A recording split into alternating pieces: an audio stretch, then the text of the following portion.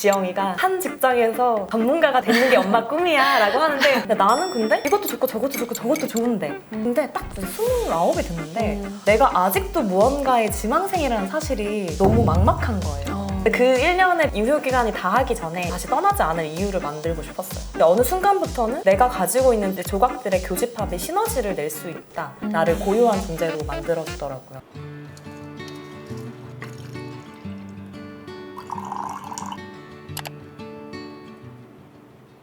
안녕하세요. 저는 10가지 직업과 분야를 넘나든 커리어 노마드이자 파워 ENFP 김지영이라고 하고요. 현재는 고독을 판매하는 고독스테이와 모험하는 여성들의 아웃도어 커뮤니티인 우먼스 베이스 캠프를 기획 운영하고 있습니다. 반갑습니다.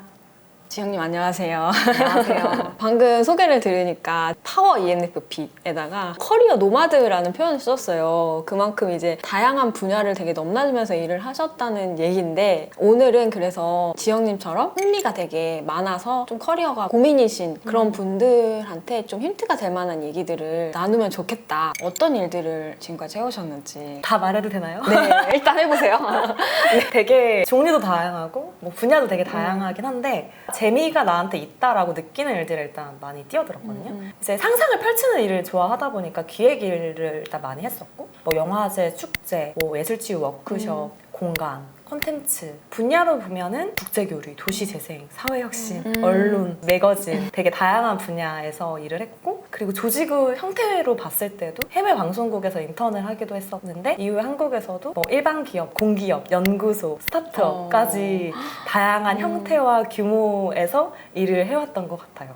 요즘에는 뭐 다양한 일을 하는 게 좀 더 자연스러워지긴 했지만 여전히 일을 좀 많이 버리는 그 P형들이 네. 좀 고민이 있잖아요. 그쵸. 사실 저도 P형이긴 한데 관심사들을 따라서 이렇게 일을 하다 보니까 진득하게 하나를 못한다라거나 뭐 일은 다양해도 뭐 분야라도 한 분야를 쭉 간다든지 그렇지 못한 자신에 대해서 좀 고민을 많이 하시더라고요. 그런 고민은 없으셨나요? 가장 큰 고민이죠, 진짜. 저희 엄마도 맨날 그래요. 정말 나는 지영이가 한 직장에서 전문가가 되는 게 엄마 꿈이야 라고 하는데 절대 들어줄 수 없는 꿈인 거예요. 저는 엄마한테 이제 어디 들어갔어? 무슨 일을 시작했어? 라는 말을 잘 안 해요. 그럼 이제 그만둔 얘기도 곧 해야 되니까. 약간 그 정도로 되게 계속해서 바꿔왔는데 사실 저도 고민이 있죠. 나름의 뜻과 방향성을 가지고 그때그때마다 사실 더 나은 방향? 나한테 지금 더 맞는 방향으로 바꿔오긴 했지만 그러면서도 좀 고민이 많이 됐어요. 저는 이제 막 몸부터 뛰어드는 편인데 그래도 20대 초중반에는 내가 마음껏 탐구해도 되는 시기라고 좀 생각을 했어요. 그러다 보니까 그렇게 막 조급함 같은 게 사실 저는 그래도 없는 편이긴 했거든요. 근데 딱 이제 29이 됐는데 내가 아직도 무언가의 지망생이라는 사실이 너무 막막한 거예요. PD 지망생, 기자 지망생, 문화기획자 지망생. 근데 그거에서 전문가가 되려면 뭘 해야 되는지 모르겠고 근데 나는 근데 이것도 좋고 저것도 좋고 저것도 좋은데 하나만 또 선택해야 한다고 하면 어떻게 해야 되는지 모르겠고 이걸 한다고 전문가가 되는지도 모르겠고 그 이후에 이제 30대에 들어서면서 생각하게 된 지점들이 있어요. 그러니까 어떤 거예요? 그전에는 되게 파편들이라고 생각을 했는데 점점 내가 맞출 수 있는 조각이 많아지는 느낌이었어요. 어떤 퍼즐이 있을 때 내가 가지고 있는 조각이 많으면 더 잘 맞출 수 있는 확률이 더 높아지는 거죠. 어느 순간부터는 내가 가지고 있는 조각들의 교집합이 시너지를 낼 수 있다라는 생각을 하게 된 것 같아요. 실제로 일을 할 때도 뭐 예를 들어서 도시재생이나 문화예술에 대한 이해도를 가지고 해외 취재원과 인터뷰를 할 수 있는 에디터라든지 아웃도어 활동에 대한 이해도와 커뮤니티 비즈니스에 대한 감각을 가지고 있으면서 브랜딩을 할 줄 아는 사람 뭐 이라든지 이런 되게 다양한 조합들이 점점 빠른 속도로 변화하는 일의 세계에서 한 가지 전문가가 필요한 분야도 있지만 되게 유연하게 여러 통합적인 시각을 가지고 여러 가지 일을 쳐낼 수 있는 사람이 사실 필요해지기도 한 거랑 맞물리기도 했던 것 같은데 그러니까 한 분야에서는 전문가가 아니지만 이런 조각을 가진 사람은 나뿐인 거예요. 그렇죠. 나를 고유한 존재로 만들어주더라고요. 그래서 좀 그때부터는 조금 그 막막했던 마음이 방향성이 바뀌게 된 것 같아요.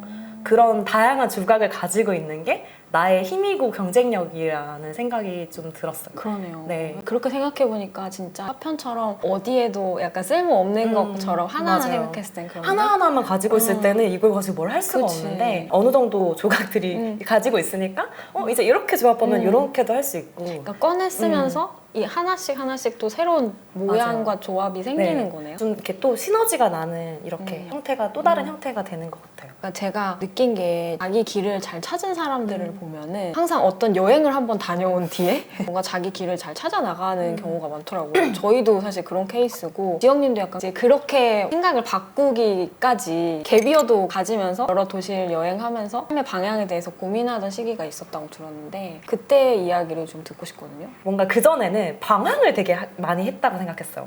나는 계속 방황하고 있다고 생각을 많이 했는데 나는 한국이 좀 안 맞는 것 같다. 그런 생각을 했어요. 방황을 한 이유가? 네, 내가 이 땅에 안 맞는 것 같아. 이 문화가 나를 너무 숨막히게 해. 약간, 나는 영혼이 한국인이 아닌데 한국에 잘못 태어났다.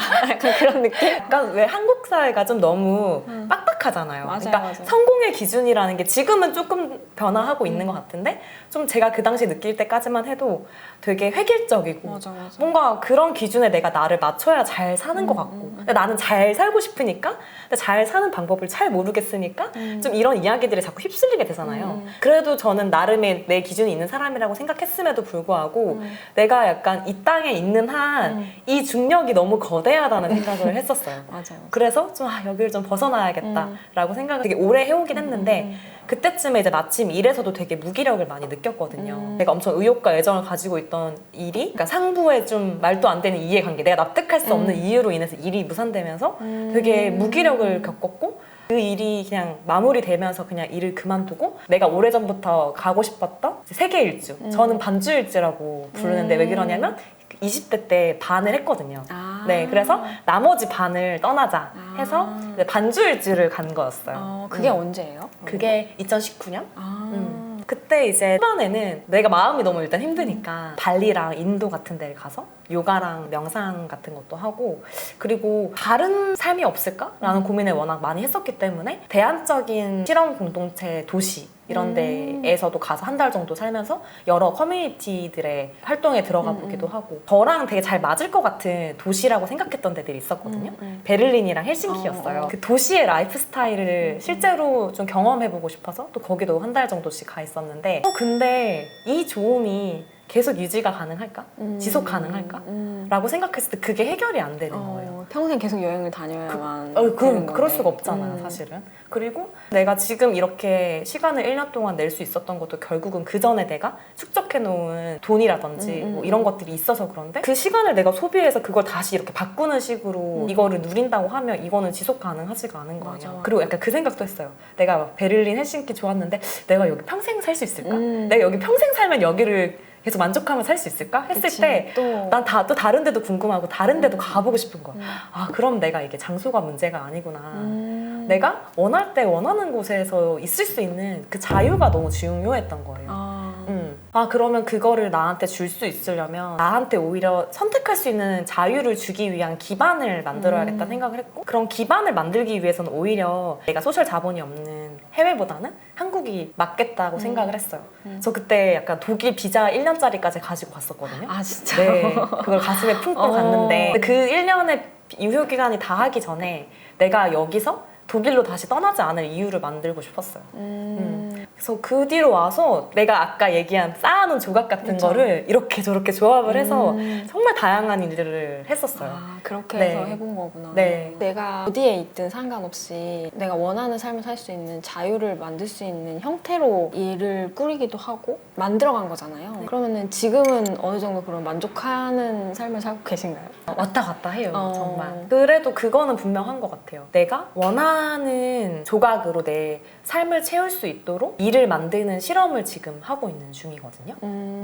그래서 큰 방향성에서는 맞게 가고 있다고 생각하고 있기 때문에 약간 뭐 조급하거나 불안한 면에서는 좀 더 나아지고 있는 것 같아요. 하지만 근데 여전히 그 큰 맥락에서는 내가 선택한 방향으로 가고 있더라도 뭔가 마음대로 풀리지 않거나 방향을 잘 모르거나 그런 순간들은 분명히 계속 오는 것 같아요. 근데 이제 이전의 힘듦과는 되게 또 다른 방향인 이라고 생각은 들어요.